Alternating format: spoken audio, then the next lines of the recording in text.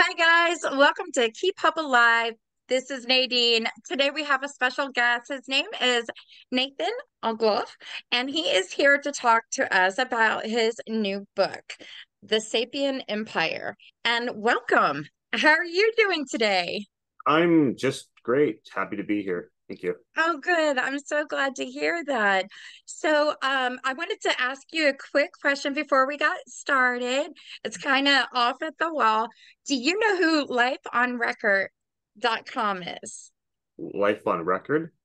Yes. I've never heard of it. Okay, well, when you go to any party, Life on Record, they will, instead of your sign-in book, they actually have a rotary phone that you can use, and you could pick it up and say congratulations to the couple, or even if it's a different event, corporate or just birthday parties. I used it, I know, for football injury, so we were saying I hope you feel better, and it's taken away from the guest book signing, which is awesome. So your guests can have fun leaving those messages. There is also a QR code they can scan. They can leave that message a little bit later in case they wanted to enjoy the whole party and everything. So what they do is they take all those messages and they'll burn it on a 12-inch vinyl record or give you a little boom box so you can hear all the messages. So it's great after a year. If it was a marriage, you can listen to all your friends talking and everything. So plans are only at $99 and you can find them on www.lifeonrecord.com. So, all right. I know you're from, I'm going to say it wrong because I said it wrong before. New Westminster. Did I say it right? New Westminster, like Westminster Abbey, but new. Westminster. Okay. In British Columbia. And that's a beautiful place. And I know you've started writing books and you're taking like a deep, is it a deeper look at just how like everything is done? Like when I see this, it's kind of like space to me. So can you explain, like with your books, what gave you that creativity and what your book is about? Well, there's what caused the spark of creativity in my life. And I was it was around fourth or fifth grade. I thought I was going to be an architect or an engineer, and then around that time I saw the Star Wars trilogy, and after that it was like a complete 180. I was like, oh no, that I'm gonna do that, I'm gonna pursue that. And so that's what sparked the spark of creativity for me. But specifically with this book, and what sparked me to do it was I had tried the video game and film route for creativity, and it didn't work out. And so I thought, why don't I have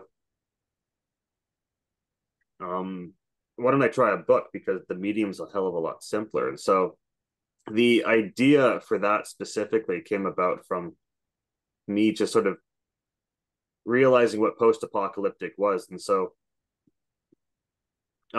anytime a civilization collapses, that's their post-apocalyptic. So the Dark Ages, from the perspective of the Romans, is their post-apocalyptic. And so that's when you start viewing our post-apocalyptic that way, it makes it a little bit more interesting. And then it makes it even more interesting when you say, well, something always comes back to fill the void. And so why don't I do this twist where like it starts in a post-apocalyptic era, but then civilization's coming back. And so that was the first half of the idea. The second half of the idea came from a lot of what I call my perceived failure of the UN, where it's supposed to be this organization that has countries come together, they peacefully talk things out and make it work. But that rarely happens, and sometimes there's conflicts that go on that they can break your heart, especially when they see nothing being done about it. And so I guess you could say I got the what now feels like the tad bit naive feeling of, I wish there was some entity that was just taking action into its own hands and preventing stuff like that happening. And so I combined those two ideas and I said, well, hey, wait a minute. What if, as civilization's coming back, they say, okay, let's do things right this time. Let's try to not repeat a lot of mistakes and atrocities that past civilizations have done. And so that's what got the ball rolling, and it's just been rolling ever since. Oh, that's cool. Now, you probably didn't, did you put any love story in this book? Um, there's not really a love story per se. I mean, there's people that do love each other. Like there are like in the Yeah, second half, there is like husband and wife, for example. So, but I mean, I don't place a heavy a emphasis heavy on. look on, I'm sorry. yeah. Yeah, you probably like because it's more like why am I thinking of the movie Braveheart? It looks like they're going to battle, like, and it's about coming together. But you said like the apocalypse. I'm still trying to learn more about that. I mean, I wish I had more concept on that. So, um, I guess it's a lot of different people that see things, but they have to work together, correct? Am I getting that right? Yeah. So, Okay. the one of the underlying themes or ideas behind the book is yes, people are gonna see things differently because, in short, and we see this in the world, that what I think is better is not necessarily what somebody else thinks is better. So, like, they have a different version of better, and sometimes our versions of better collide, and as a result, nobody gets better. And so, obviously, you need conflict in a story. I think if you were to rebuild civilization and have a deep moral pretense to it, there would be people that don't like that and do conflict with you. And so, yes, there are factions and different people groups that exist, and they all want different things, and sometimes those things don't align with each other, and that's when you get conflict and tension. And I do introduce um a couple of these factions in the first book, and then in the Hmm. second book and throughout the series I'll be introducing more. Okay. Gotcha, gotcha. So, and it looks, were they dressed like that? I'm looking at your background. Were they dressed like that in the book and everything? Yes. So, I make this large class distinction between rich and poor. So, the poor people, they wear what's called a one piece, which is really just a sort of generic one piece of clothing that it has strings on like the torso and the arms and legs that can adjust it for the size of the person because they're very sort of just cheap generic fabrics. And the reason it's a one piece, kind of like a jumpsuit, is because even as people don't have much, they still want to have a decent look of looking decent, or the value beauty. And so, like, they don't have to worry about like mismatching shirts or pants, for example. They just have this one piece. And then the richer people do have like custom tailored clothing that's specifically for their size. And as a matter of fact, the villain in the beginning of the book has what he wears something called the sacred motorcycle armor, and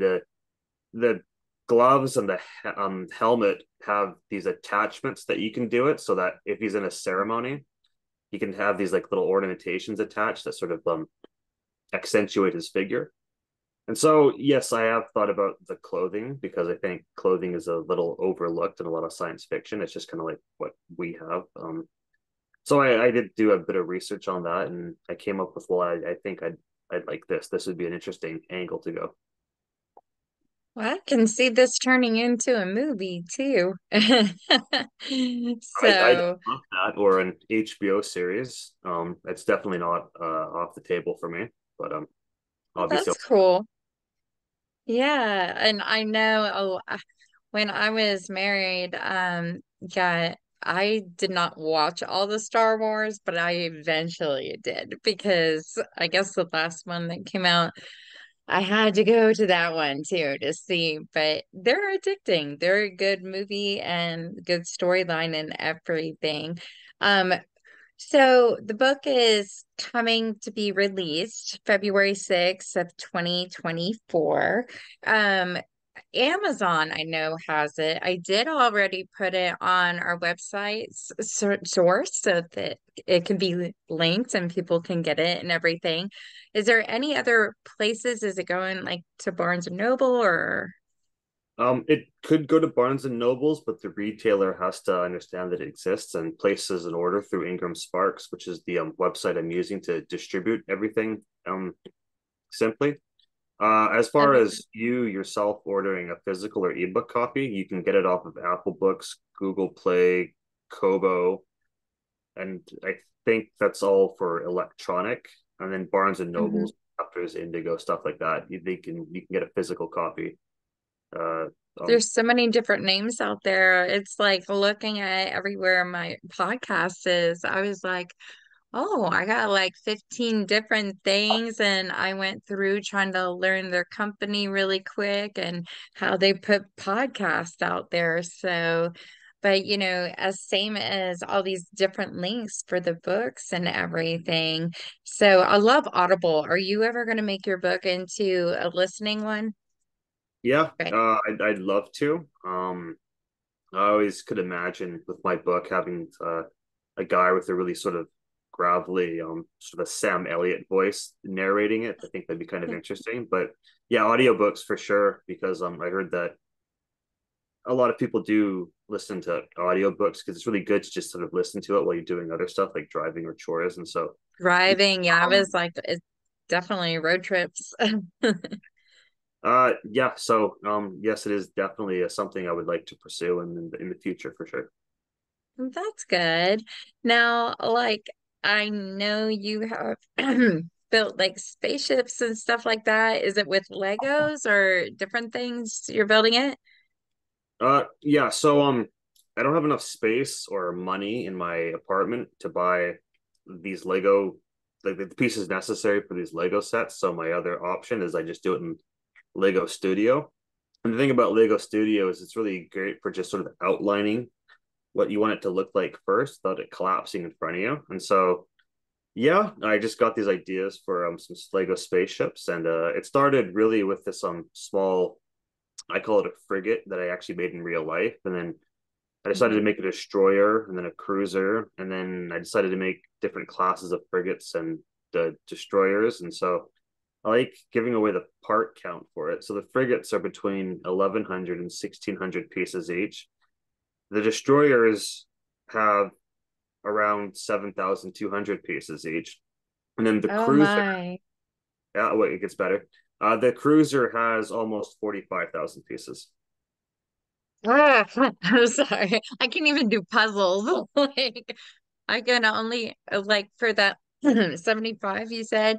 How how long does it take you to build it? So the destroyers took me 6 months each, just on a weekend, just working away at it. The frigates, it's really hard to say because I kind of worked on them on and off. But I can tell you right now, the cruiser took me 2.5 years to design. Whoa. Kudos to you. I gotta say it. You gotta have a lot of patience to do that. It's So, just, it was just relaxing, a lot of fun, and you just do it while listening to music. And yeah, it's an yeah. interesting experience. So, what kind of music helps you with your creativity? Well, I think as everybody can tell by my background and my shirt, Uh-huh. heavy metal is just it's something I've gotten into in the past couple of years, and it's really relaxing. And I don't listen to it while writing, but I mean when I'm listening to it, Oh, okay. so when I'm happy, I can then feel I'm in the proper headspace to definitely do my creativity. Oh, that's awesome. That's awesome because I'm finding, my creativity with the podcast and stuff will come to me at different moments. But I think it's really fun because I'll get a lot of ideas when I go out to sing karaoke or I'm in a crowded atmosphere and you can hear other conversations of what they're talking about. And it helps me go, yeah, we need to like bring this up. It would be a great topic and stuff. So, but yeah, I noticed I need paper and pen and jot, jot, jot and everything. So, definitely. So, with the people, in your book, I think you mentioned it's like looking at the real world and trying to fix the problems at hand. Is that correct? Yeah, so I think about a lot of what I see in just real life and sort of how you would go about solving it. And so I try to take a lot of that and translate it into problems my characters and could face in as they rebuild civilization and sort of figure out, okay, how can I take that and sort of put it in here? And so yeah, that's basically what drives my story forward is I'm basically just a problem. Yeah. So like how many main characters are there like with Um names? I mean, I see a lot of people, but is there main ones and how many do you have? I would say in the beginning there's three main characters and then there's a bunch of supporting side characters. And Gotcha. so, sorry, did you say you wanted me to say the names? No, no, no. Like I was just wondering, like, if you want to say names, you can. So, how did you find really awesome names for these characters? Maybe that's a good question.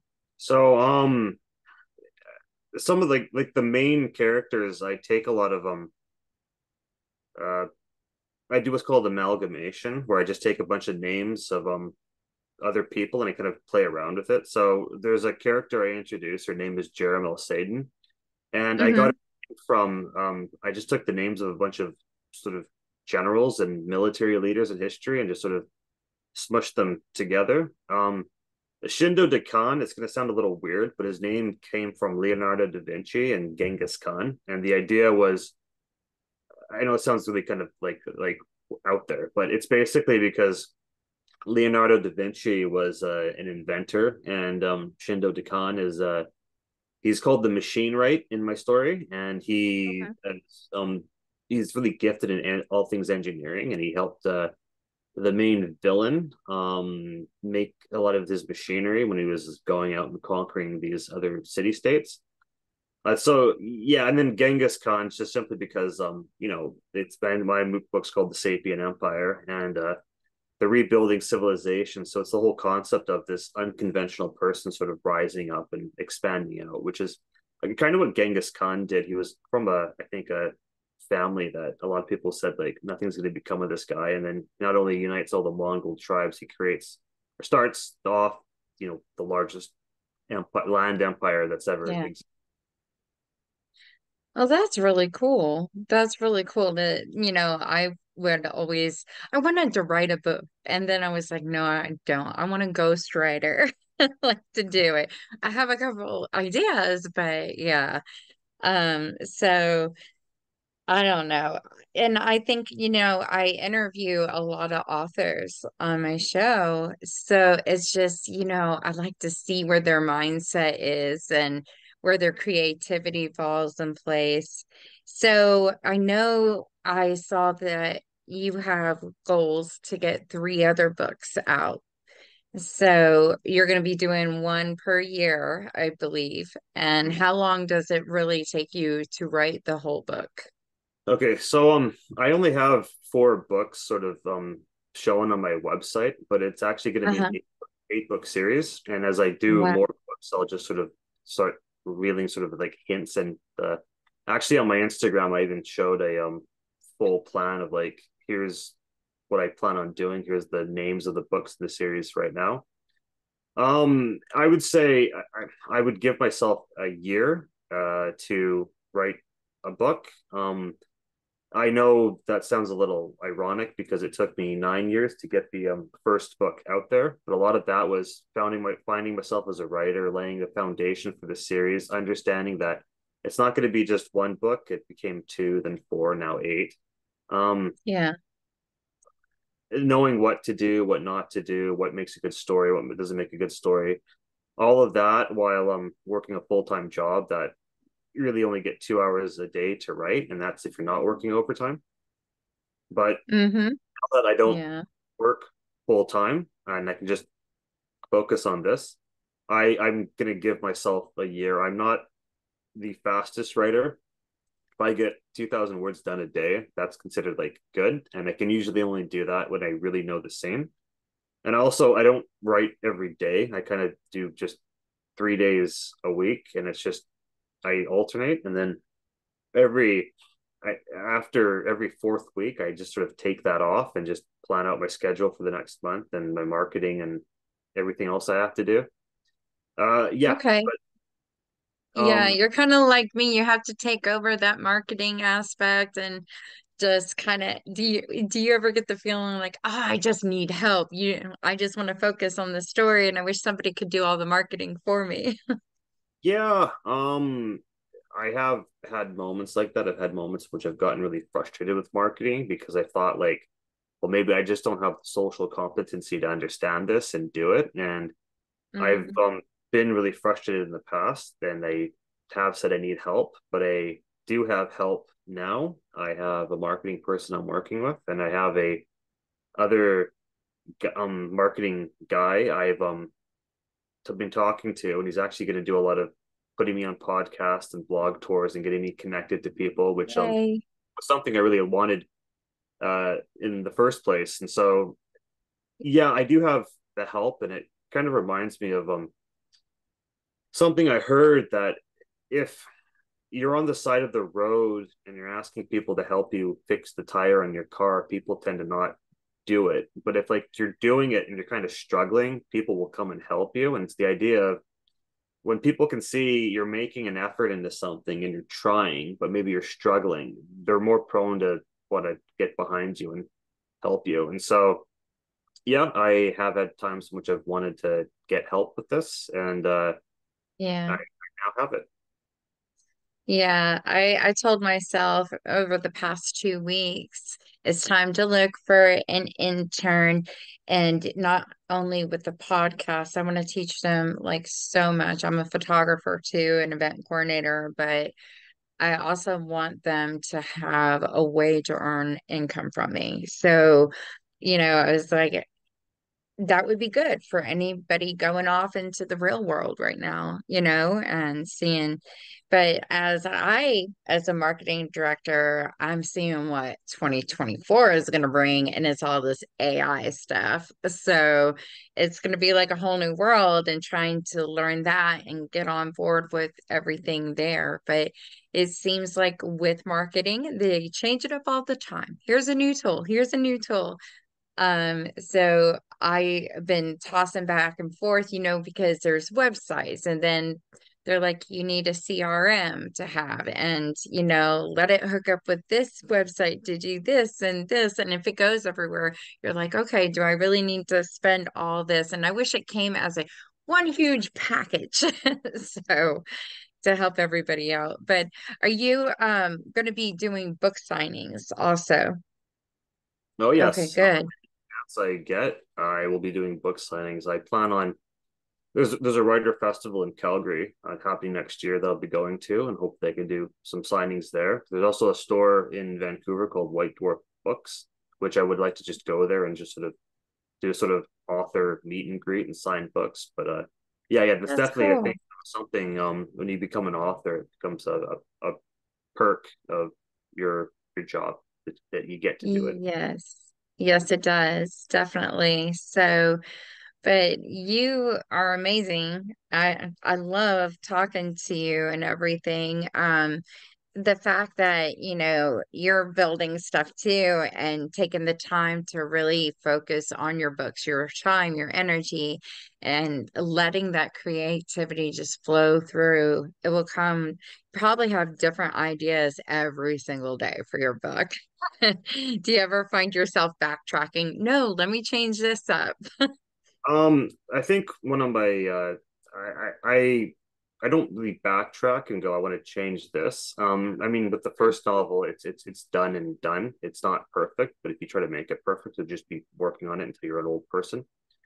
I find with my second book, the first draft is really just me telling the story to myself and trying to get a feel for it. And then I feel like the second draft is okay, I've got all these ideas that I think can be make the story a little bit more interesting. Let me like the second time I'm gonna put them into it. And then I do get ideas just here and there that I say, hey, I can put that into the next books in the series. But one thing I found I also had to do is I had to really sort of just I guess orientate myself and just um Yeah. create something that provides a focal point for me. And so what that was, it was asking me, what do I like about post-apocalyptic? What makes post-apocalyptic its genre? What do I want to accomplish? Okay, there's things about history that you see about how countries are made and sort of these key points that really defined it. I want to have that. How does that play into here? And then Yeah. it's the third one, which is how do I take a lot of what I see in the world and sort of the issues and the problems and sort of say, okay, how do I translate that into my story? Because sometimes the problems we have aren't necessarily the problems that the story world that I've created is gonna have. And so there's a bit of a tweaking for that. And so once I sort of wrote those things out, it was like, okay, and also Mhm. just listing various examples of stuff I've seen where I'm like, oh, that'd be kind of cool. Like I'm just gonna remember that when I need to sort of realign and refocus myself. That's good. So yeah, I like how you said you take time for yourself. I mean, I don't want to say authors get burnout, but they may, and just you need to do something fun, go out there. I mean, what do you do for fun when you're not writing? So I'd like to ask random questions so we can get to know the author. So be surprised. So for fun, it's really just my weekends. I really just, again, I spend time playing video Yeah. games and doing those Lego creations. Sometimes I hang out with friends. There's also language meetups I do go to. They have it on Saturdays too, but I have a Spanish English language exchange I go to that it's an Hmm. Spanish hour in English. I mean, would I say that's for fun? I mean, it's a goal I've set for myself, but it's also not something I have to do. And yeah, it's enjoyable. And so Yeah. spend time with Yeah. family and friends, although I don't do that super often. But yeah, when I am not writing, that's just Yeah. to do. Well, that sounds fun. Yeah, definitely. I know my outlet, like I said, was singing, so I tried to go singing. And one of my friends, it was funny. I thought I took a good selfie of myself, and he goes, "You look so tired." And I'm like, "Do I?" And I'm looking at my picture. Do I look tired? I was like, I may be tired. So, but yeah, definitely. I want to thank you so much for coming on today. Now, I want you to also share where else can everybody find you? What are your social media outlets? So if you guys go onto my website, nathanogloff.com, I've got all my social media listed. You can find me on Instagram at Nathan_Ogloff, all lowercase. It's the same for Mhm. TikTok, Twitter. It's going to be at unusual author. And where else? Where else? Where else? If you just do a general search for my name, you can also find me because I think I've got to be like the only Nathan Ogloff in the entire world of all 8 billion of us. Yeah, so that's where you guys can find me. Oh, that's cool. That's cool. And I would like to thank our other sponsors for making Keep Hope Alive podcast a real thing. So we have, of course, lifeonrecord.com, your interactive guest book. We have partytimetaxes.com. That is your one place to go get any vendor for any event. So if you need DJ, band, caterer, venue, photographer, videographer, or a juggler, they have it all. So also, we got Bridal Shows Inc. So for the Dallas Fort Worth area here in Texas, you can look up their website, see when their trade shows are, but you can meet a lot of vendors there too to give you some valuable information about planning that big event. Then I have Miles and Smiles, and Deborah Rose is her name. She's amazing. She does handwriting analysis and lip reading, and she is 100% accurate. It's amazing. I mean, I've always been one to be like, nobody's gonna get me, but oh, she got me. So she's starting to throw herself in the event industry and bring a funness quality to all your events.